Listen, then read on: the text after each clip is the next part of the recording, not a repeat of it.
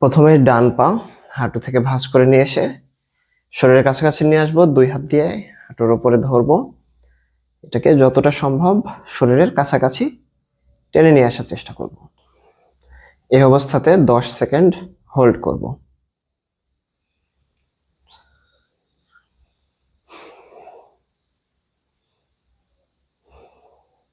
এরপরে ডান পা ছেড়ে দিব, একইভাবে বাম পা নিয়ে আসবো, বাম পাকেও এভাবে 10 সেকেন্ড হোল্ড করব।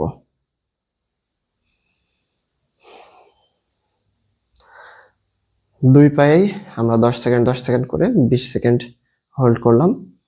এবার দুই পা একসাথে নিয়ে আসব এবং দুই পায়ের হাঁটু লাগানো থাকবে, পা এর পাতা লাগানো থাকবে। এবার দুই হাত দিয়ে এভাবে শক্ত করে ধরে এটাকে শরীরের সাথে শক্ত করে চেপে ধরবো।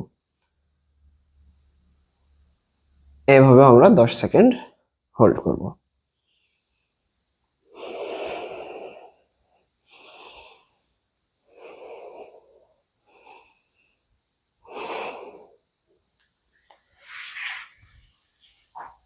এরপরে স্বাভাবিক অবস্থায় চলে আসব। এই ব্যায়ামটি আমাদের পায়ের সুস্থতার জন্য আমাদেরকে হেল্প করবে, কিন্তু এটার আরেকটি বিশেষ উপকার রয়েছে, যেটা হলো যে এটা আমাদের হজম শক্তি বৃদ্ধিতে হেল্প করে।